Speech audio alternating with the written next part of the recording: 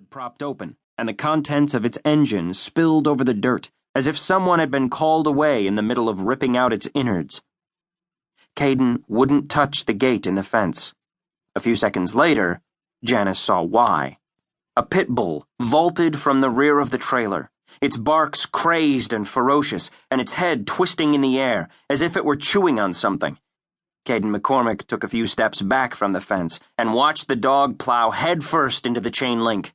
Then Janice heard a sound like the snap of a giant guitar string, and suddenly the dog was sprawled out on the dirt on its back, yelping in pain, its head flailing and its legs jerking in quick spasms.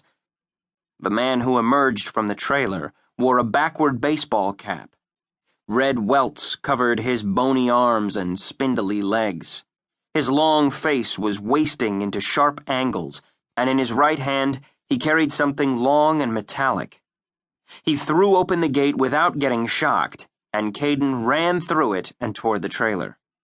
Just as the pit bull rolled squirming onto its back, the man raised the metal stick in his hand, and Janice saw a blue tongue flicker at its tip. "A taser," she wrote in her journal. "The kind they use on lunatics and inmates. And this man uses it on the family pet, and who knows who else." On the afternoon of her death, Janice Hughes instructed her class of 8th graders to make family trees. No one could remember her giving such an assignment before.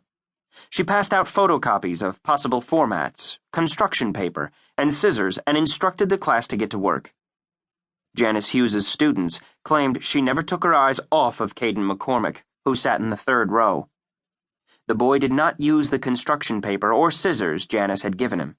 He sketched steadily, bent low over his desk to hide his work from the kids around him. At one point, Janice walked up behind the boy, placed both hands on his back, and peered over his shoulder. Several students would tell the Bakersfield Californian that their teacher went pale when she saw Caden McCormick's work. "What is that, Caden?" she asked. The boy gave her a blank look and went back to work. Deputy Amy Stahl was on patrol when a call came in from dispatch about an open 911 line in Avenal. Amy recognized the name of the caller. She had visited Janice Hughes one night when the woman had phoned to report a prowler. A search of Janice's property had turned up nothing. Janice had been embarrassed and had offered the deputy coffee, then asked Amy questions about her life without offering up a single piece of information about her own. Amy had heard the rumor that Janice was a lesbian.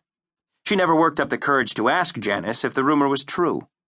Now Janice had called the Kings County Sheriff's Department in a panic, screaming something about how 13-year-old Caden McCormick was in danger.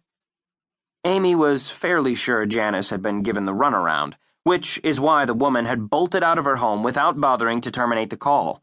Or perhaps Janice thought the best way to get the police's attention was to get them to come after her. "She kept saying something about 'get the boy,'" the dispatcher said, slipping out of police speak. Amy heard another deputy call in to say that he was en route to Janice's home, so Amy flashed her lights and blew through the town of Avenal. She was heading north on Highway 33 in the direction of the trailer park Janice had mentioned to dispatch when a flash of white lit up the northern horizon. It strobed the metal power poles in the distance and flashed across the flanks of the Kettleman Hills. Blinded, Amy slammed on her brakes. When she opened her eyes, she saw pieces of a double-wide trailer tumbling back down to earth on a pond of fire that burned so white it looked like someone had spilled a piece of heaven. Amy grabbed the radio. She went lights and sirens and slammed her foot on the gas. When she arrived on the scene, she almost ran into Janice's Toyota Camry. It was lying on its roof in a bed of shattered glass that shimmered with the reflection of white flames. Janice was not inside it. Amy found her across the road from the trailer's flaming crater, lying face down on a torn piece of chain link. Most of the hair had been burned off her head, and her burned lips were trying to form words. Her eyes smarting from the flame's noxious fumes, Amy gripped one of Janice's hands and brought her ear to the woman's lips. She was whispering something about a dog, but it was lost in the wail of approaching sirens. Janice Hughes died several minutes after she was loaded into the ambulance.